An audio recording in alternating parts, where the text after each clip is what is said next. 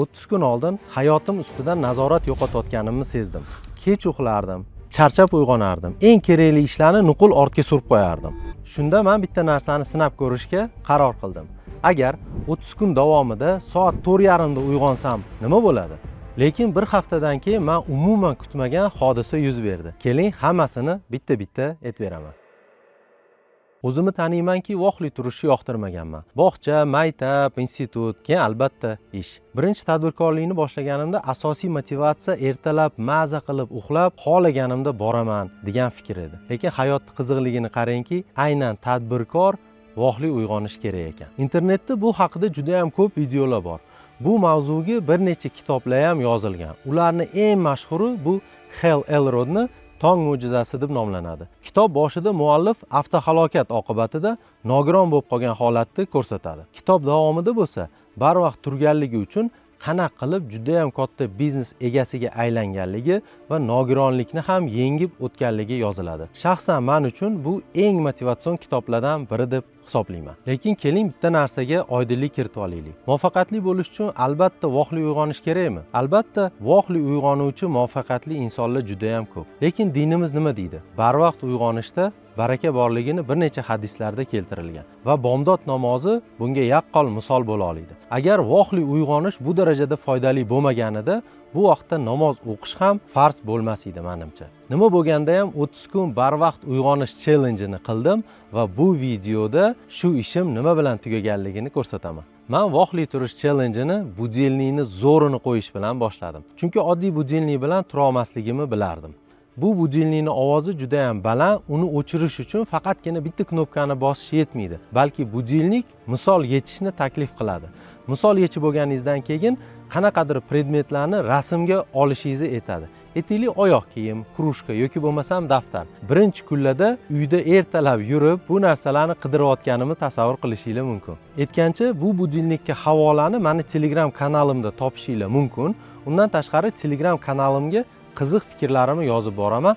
Albatta, unga obuna bo'ling. Uyg'onish vaqtini 4:30 deb belgiladim. Sababi bomdod namozi. Albatta, bu yoshgacha bomdod namozini o'qiganman, lekin turib, uyqusirab o'qib, yana uyquni davom ettirdim. Yana bitta narsani aytib ketmoqchiman. Menda uyqu bilan umuman hech qanaqangi muammo yo'q. Xohlagan joyda, xohlagan vaqtda va xohlagan sharoitda bemalol uxla olaman. Meni uyquyimga hech narsa xalaqit bermaydi. Shuning uchun o'rtoqlarim bilan toqqa chiqqanimda eng baland hurriya otadigan do'stlar bilan aynan men bitta xonada yotaman. Uyg'onish men o'ylaganchalik qiyin bo'lmadi.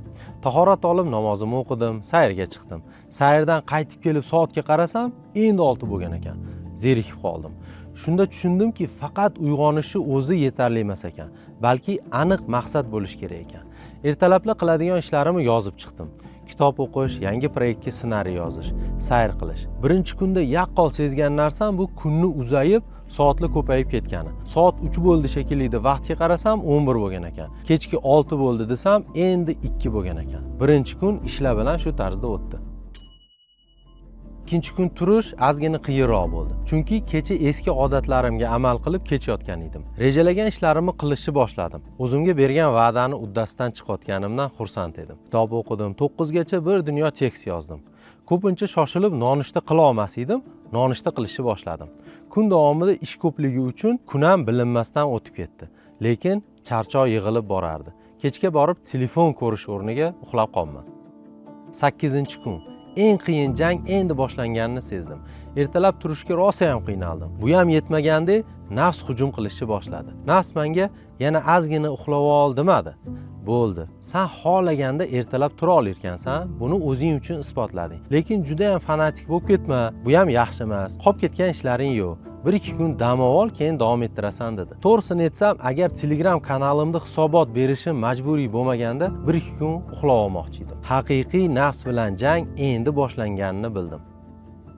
9-kundan boshlab nafaqat tongi, balki tungi uyquga ketish soati va odatlarimni to'g'rilamasam, endi qiynalishimni sezdim. Ko'p ishlarni kechga rejalashtirmay qo'ydim. Reels, shorts ko'rish ham o'z-o'zidan kamayib ketdi. Menda bitta odat bor. OLX ga kirib olib, sotilayotgan mashinalarni bitta-bitta ko'rib o'tiraman. Bu odatim o'z-o'zidan yo'qolib ketdi. 10-kun. Uyg'onish rosa qiyin bo'ldi. Menga shu kerakmi degan savolni berishni boshladim.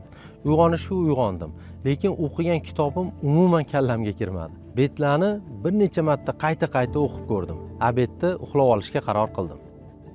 15-kun men hayotim o'z qo'limga qaytib kelayotganini sezishni boshladim. Bu brasleti bunda yaxshi yordam berdi. Ya'ni qachon yaxshi uxlaganim va yomon uxlaganimni kuzatib borishni boshladim. Uyqumni yaxshilash uchun shu narsalarni o'zgartirdim. Yotish oldidan telefondagi ko'k ranglarni o'chirib qo'ydim. Chunki ko'zga ko'k rang tushganda bizani uyquga tayyorlaydigan melatonin moddasini ishlab chiqarish kamayar ekan. Kam ovqat yeyish, to'q qoringa uxlaganda yomonroq uyqu bo'lishini sezdim. Organizm dam olish o'rniga kechagi qozon kabobi hazm qilish bilan ovora bo'lar ekan. Yotish oldidan kamroq suv ichadigan bo'ldim.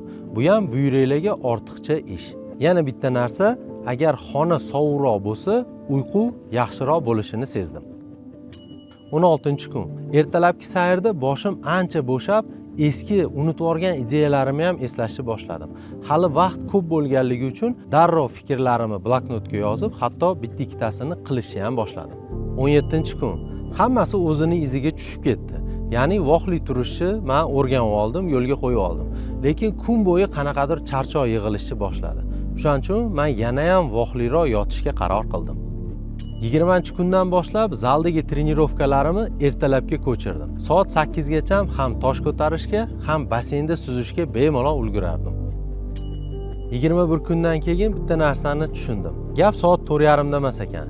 Gap o'zingga bergan va'dani bajarishda ekan. Oldin bahonalarim ko'p edi. Yana 5 minut, ertalab boshlayman, hozir charchadim.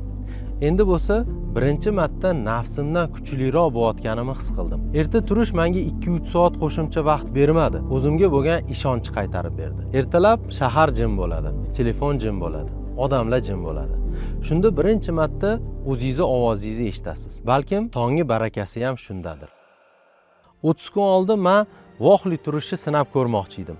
30 kundan keyin bo'lsa tushundimki, insonning hayotini soat emas, odatlar o'zgartirar ekan. Xullas bu challenge sizni birdaniga boy, muvaffaqiyatli qilib yormaydi, lekin hech bo'lmasa hayotda bir marta qilib ko'rishga arzir ekan.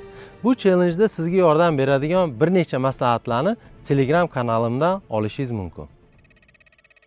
Demak, 30-kun men o'zimga bergan va'dani ustidan chiqib, 30 kun davomida to'liq voqli turdim. Men voqli turishni o'rgandim deb o'ylagan edim. Aslida bo'lsa, o'zim boshqarishni o'rgangan ekanman. Har kuni soat 4:30 da jang uyqu bilan emas, nafsim bilan, bahonalarim bilan, eski odatlarim bilan bo'ldi. Bu 30 kunda hayotim ideal bo'lib qolmadi. Hamma muammolarim ham yo'qolib ketmadi. Chunki insonni o'zgartiradigan narsa bu bitta katta qaror emas, balki har kungi qayta qilinadigan kichik g'alabalar ekan. Hayotda qiziq joyi ham shunda. O'zingni o'zing yengishda. Bu videoni ko'rganingiz uchun kattakon rahmat. Kanalga obuna bo'lishni unutmanglar.